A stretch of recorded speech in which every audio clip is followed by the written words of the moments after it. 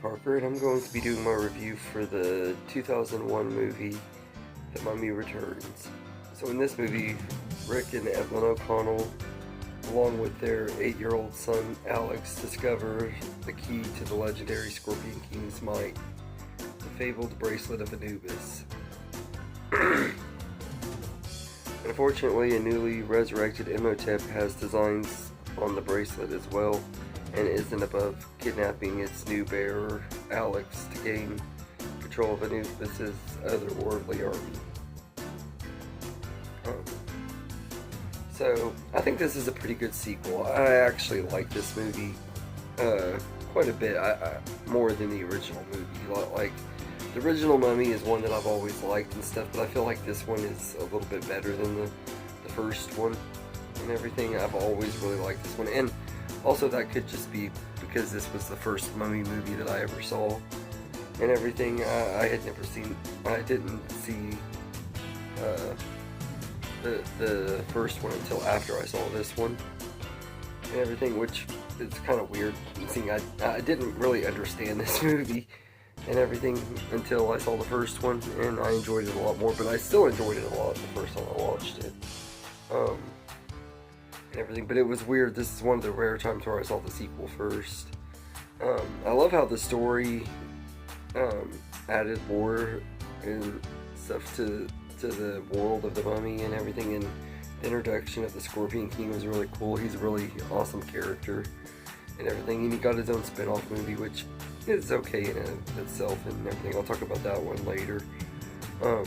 But I love how this movie takes you across the globe too. It's really a fun globe-trotting adventure movie and everything, with a lot of action.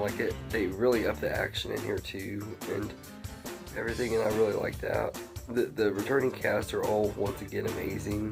Brendan Fraser and Rachel Weisz once again have amazing chemistry. Oded Fehr as Ardith Bey is once again really great. He's one of the standouts of the movie and everything. Arnold Vosloo is once again awesome as Imhotep and really plays the role really well. And John Hannah as Jonathan is once again hilarious and really likable. Freddie Booth as Alex O'Connell was really good too. I thought he did a really good job and fit the role really well. And of course, the big standout of the movie is The Rock, who made his acting debut in this movie as the Scorpion King. And even though he's only physically in the movie for about maybe 5 minutes at the very beginning of the movie, and then then 5 minutes at the end as a PS2 looking character, he is awesome in this movie and everything. And I really like the character of the Scorpion King and stuff. And The Rock was just awesome as him and everything. I'm just a big fan of The Rock. He's been one of my favorite celebrities ever since I was a kid and everything. I've been following him since he was on wrestling back in the 90s and everything. So I remember when this movie came out, I was so hyped for it because of The Rock being in it, and I was left disappointed with him, how much he was in it and everything, but I still really enjoyed this movie quite a bit. I think it's a good sequel and everything. The visuals, I think, hold up a lot better than I expected they would, even though there is some CGI that is awful, but most of the CGI surprisingly holds up pretty well. It kind of is about on the level of like Pirates of the Caribbean CGI and everything, which is pretty tolerable and everything, like the first movie's CGI, where it wasn't quite to perfection that the sequels got with the CGI, but pretty good with what it was in the first one and everything. That you could tell that CGI was advancing when this movie came out for sure. Everything, like Imhotep looked a lot better and stuff in this movie. The action in here is a lot better too. Like I said, there's a lot more action in this one than there was the first one, so naturally the action is going to be better in a lot of ways and everything. I feel like it also had more of an adventure feel too. I love the flying ship and all the fun stuff that they do with that too. Like there's just some really fun moments and stuff in this movie, and everything. I will say that while most of the CGI holds up, the some of it does look horrible, especially on the Scorpion King when we see him at the end. Like I said, he looks like a PS2 version of The Rock, which the reason I say that, I even said it when the movie came out that he looked like the video game version of The Rock from the wrestling video games that I had. And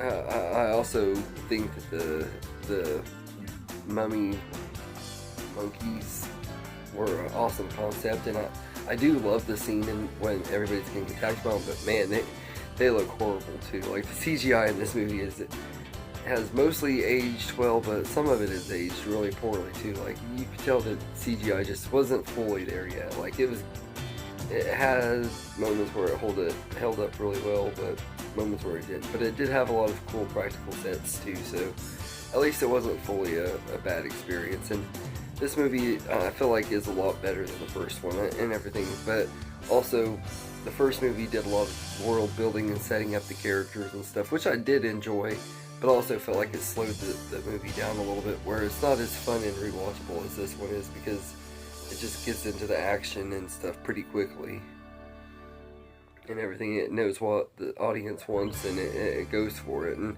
I really hope that this new Mummy movie that they're doing is going to be in the vein of this one in the first movie, and closer to this one than the first movie. But I'm still excited to see whatever they do with it. I just hope that it's better than The Tomb of the Dragon Emperor, which is the only time I'll ever mention that movie on this channel. I'm not ever reviewing that one. It's one of the worst movies of all time, and that's all I will say about it. As far as I'm concerned, it doesn't exist, and I hope that this new Mummy movie wipes it from existence.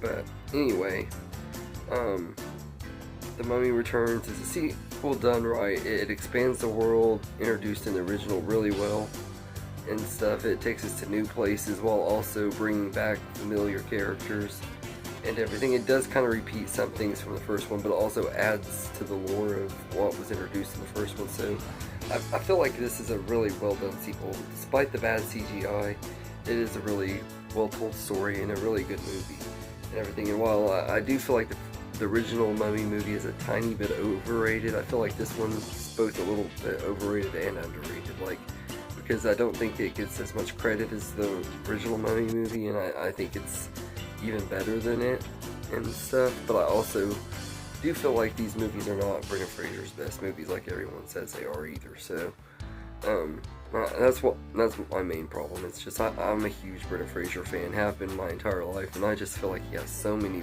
movies that are better than The Mummy and stuff. And it ain't even really anything wrong with the actual movies. They're great fun movies, but it just the fans and stuff only give him credit for this movie, and it kind of is annoying and stuff. But anyway, all in all, I think The Mummy Returns is a great sequel, and I definitely would recommend it, and I'd give it an 8.5 out of 10. So anyway, let me know in the comments what you think of The Mummy Returns, and I hope you enjoyed this video, and have a good day, everybody.